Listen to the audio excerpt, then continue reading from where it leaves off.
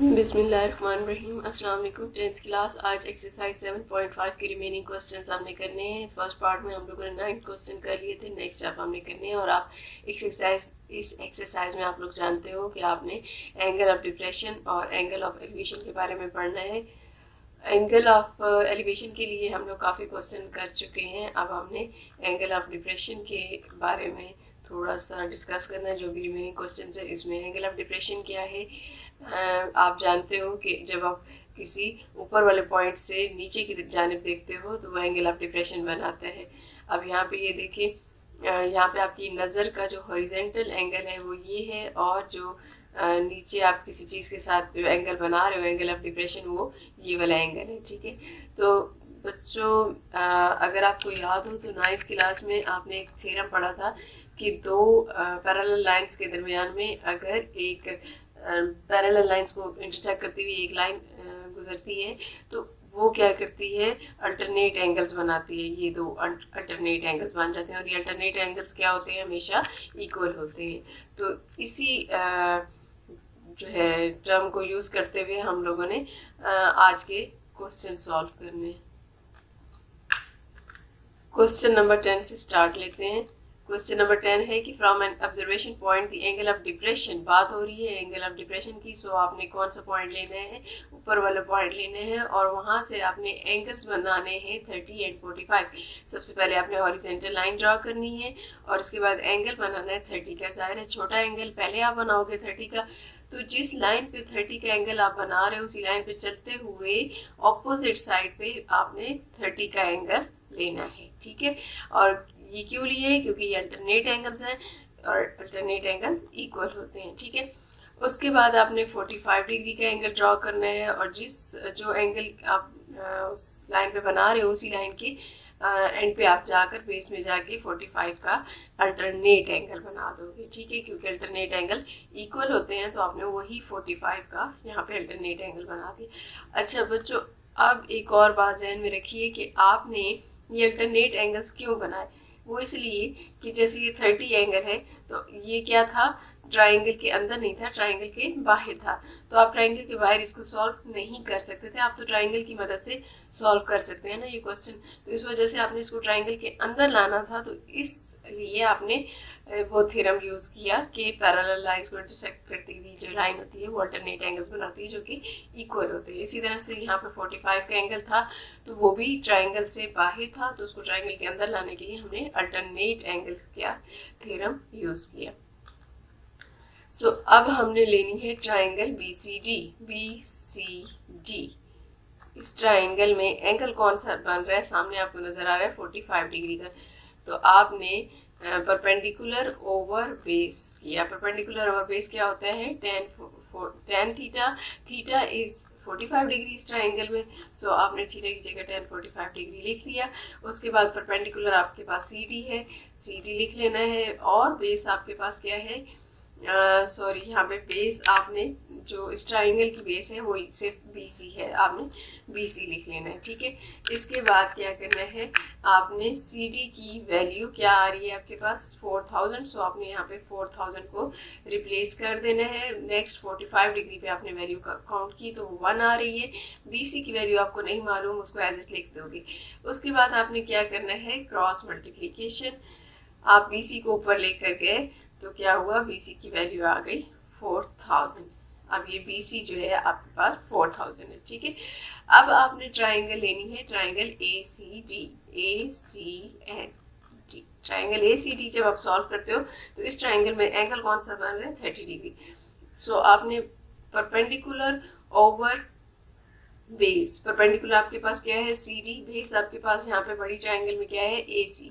Perpendicular over base AC, perpendicular over base आपने find किया तो वो tan बन जाता है, और tan थीटा जो है आपके पास, थीटा आप यहाँ पे क्या यूज कर रहे हो 30 डिग्री, सो आपने tan 30 फाइंड कर लिया, जो कि उसकी वैल्यू आपके पास 1/√3 आ जाएगी। ठीक है, CD की वैल्यू आप डायग्राम में देख रहे हो 4000 है और AC जो है वो दो पार्ट्स में डिवाइड हुआ है, BC में और AB में। AB क्या है, X है, तो आपने AB की जगह X लिख लेना है, प्लस BC की जगह आपने वैल्यू अभी फाइंड की है 4000, वो रिप्लेस कर देनी है। और उसके बाद आपने क्या करना है, क्रॉस मल्टीप्लीकेशन करने के बाद X की वैल्यू फाइंड कर लेनी है। और X क्या था, आपके क्वेश्चन की डिमांड थी, ठीक है। Find the distance between the two boards. आपने दो बोर्ड्स जो आपको गिवन थी ना, एक 30 का एंगल बना रही थी और एक 45 का, तो उन दोनों बोर्ड्स के दरमियान में जो डिस्टेंस था वो फाइंड करना था। सो आपने यहाँ पे फाइंड कर लिया। नेक्स्ट क्वेश्चन नंबर 11 को देखते हैं। क्वेश्चन नंबर 11 में भी आपको दो शिप्स दी हुई हैं और वो एक क्लिफ के साथ जो एंगल बना रही हैं, और वो क्लिफ जो है उस पर आप जो है बुलंदी पे खड़े होकर उनको शिप्स को देख रहे हो। तो जो एंगल बना रही है वो है 30 डिग्री और 45 डिग्री, ठीक है। ये एंगल्स बन रहे हैं उन शिप्स के, और इसके अलावा उन दोनों शिप्स के जो डिस्टेंस है, उन दोनों शिप्स के दरमियान में डिस्टेंस भी आपको गिवन है 120 डिग्री, ठीक है। अब आपने इस क्वेश्चन में फाइंड क्या करना है, BC and CD। What is BC and CD? This is BC and this is CD। तो स्टार्ट करते हैं इस क्वेश्चन को। सबसे पहले आप ट्राइंगल लें BCD। इस ट्राइंगल में आपको एंगल नज़र आ रहा है 45 डिग्री है, इसके अलावा आपको कुछ गिवन नहीं है। सो tan 45 डिग्री आप लिखोगे, और tan किसकी इक्वल होता है, परपेंडिकुलर ओवर बेस के। तो आपने परपेंडिकुलर की जगह क्या लिख देना है, CD, और बेस की जगह आपने क्या लिख देना है, BC। सो इस तरह से आपने वैल्यूज थीटा की वैल्यू रिप्लेस की 45 डिग्री। तो tan 45 डिग्री जो होता है वो 1 के इक्वल होता है। क्रॉस मल्टीप्लीकेशन करेंगे तो BC is equal to CD आ जाएगा। नेक्स्ट अब हम ट्राइंगल सॉल्व करते हैं, ट्राइंगल ACD। इस ट्राइंगल में आपको एंगल नज़र आ रहा है 30 डिग्री का। सो आपने tan 30 डिग्री का जो रिलेशन है परपेंडिकुलर ओवर बेस, उसमें आपने क्या लिख देना है, परपेंडिकुलर की जगह आपने क्या लिखा, CD, और बेस की जगह आपने AC, ठीक है। अब AC को अगर आप गौर करें तो वो दो पार्ट्स में डिवाइड हुआ है, AB और BC में। सो आपने उसको दो पार्ट्स में डिवाइड कर देना है, यानी सम लेने हैं दो पार्ट्स यानी AB और BC का। अगर आप गौर करें तो AB की आपको वैल्यू गिवन है, सो आपने AB की वैल्यू रिप्लेस कर देनी है। और एक और चीज़ यहाँ पे यूज़ करनी है कि जो CD है, इस CD को आप यहाँ पे देखें तो ये क्या है, CD is equals to BC। So आपने इस CD की जगह क्या लिख देना है, BC रिप्लेस कर देना है, क्योंकि ये BC की इक्वल है।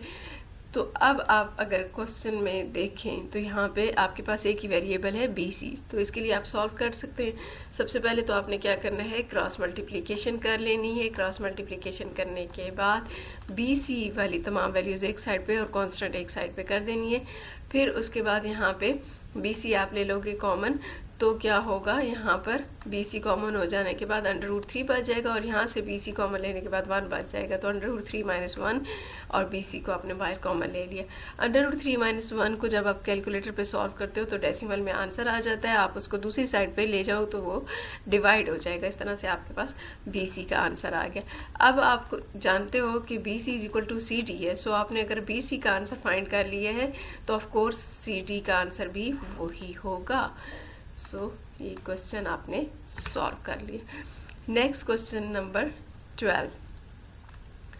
क्वेश्चन नंबर 12 में है कि आप एक ब्रिज पे हो जो कि 30 फीट बुलंद है रिवर से, ठीक है, और उसमें एक लॉग जो है यानी वुड पीस जो है वो तैर रहा है रिवर में, और आपकी जो नज़र एंगल बना रही है उस वुड पीस के फ्रंट के साथ, वो क्या है, 16.7। वुड पीस का जो फ्रंट है उसके साथ, फ्रंट के साथ आपकी नज़र क्या एंगल बना रही है, 16.7, और उसकी बैक के साथ कौन सा एंगल बन रहा है, 14 डिग्री, ठीक है। ये रहा फ्रंट के साथ और ये बैक के साथ एंगल बन रहा है। आप कितनी बुलंदी पे हो, 30 फीट पे। अब आपने उसी तरह से ट्राइंगल्स को सॉल्व करना है। सबसे पहले आप कौन सी ट्राइंगल ले रहे हो, BOC। ट्राइंगल बी और सी। अच्छा, यहाँ पे आपको मेरे ख्याल में अल्टरनेट एंगल दोबारा समझाने की ज़रूरत नहीं है। पहले क्वेश्चन में क्वेश्चन नंबर 10 में मैं आपको समझा चुकी हूँ। उसी तरह से आपने यहाँ पे अल्टरनेट एंगल ले लिया, ठीक है। इस ट्राइंगल में आपने tan थीटा का रिलेशन यूज़ करना है। तो परपेंडिकुलर आपके पास क्या है, 30 डिग्री है। बेस आपको नहीं मालूम, लेकिन थीटा आपको मालूम है 30 डिग्री, ठीक है, सॉरी 16.70 डिग्री। सो आपने थीटा को रिप्लेस किया, परपेंडिकुलर को रिप्लेस किया, और इस तरह से आपने वैल्यूज़ कैलकुलेट की, तो आपके पास बी सी की वैल्यू आ जाएगी 100। नेक्स्ट अब आपने ट्राइंगल सॉल्व करनी है ए ओ सी। इस ट्राइंगल में अगर आप परपेंडिकुलर देख रहे हो तो वो है ओ सी, और बेस क्या है, ए सी। ए सी पूरी की पूरी, और ये ओ सी परपेंडिकुलर ओवर बेस क्या होता है, tan थीटा के। थीटा आपको यहाँ बड़ी ट्राइंगल में कौन सा है, गिवन 14 डिग्री। सो आपने tan 14 डिग्री की वैल्यू फाइंड कर ली। ओ सी की जगह आपने उसकी वैल्यू यानी 30 डिग्री रिप्लेस कर देनी है। और ए सी क्या था, sum of B C plus A B. So आपने ए सी की जगह ए बी प्लस ए सी लिख दिया। एक और चीज़ के ए बी जो है उसको इसमें एक्स से शो किया गया है। सो आपने ए बी की जगह क्या लिख देना है, एक्स। बी सी पे अगर आप गौर करें तो बी सी की आप वैल्यू कैलकुलेट कर चुके हो 100। सो आपने वो वाली वैल्यू रिप्लेस कर देनी है, और इसके बाद आपने क्रॉस मल्टीप्लिकेशन कर लेना है। क्रॉस मल्टीप्लिकेशन करने के बाद आपने एक्स की वैल्यू फाइंड कर ली। और यही चीज़ आपने फाइंड करनी थी कि how long is the log. ये सारी की सारी जो है ये डिस्टेंस, ये उस लॉग का फ्रंट और बैक का डिस्टेंस है, तो इस तरह उसकी लेंथ मालूम हो गई। आई होप कि ये क्वेश्चन आप समझ चुके होंगे। अब इनकी अच्छी सी प्रैक्टिस कीजिए। अल्लाह हाफिज़।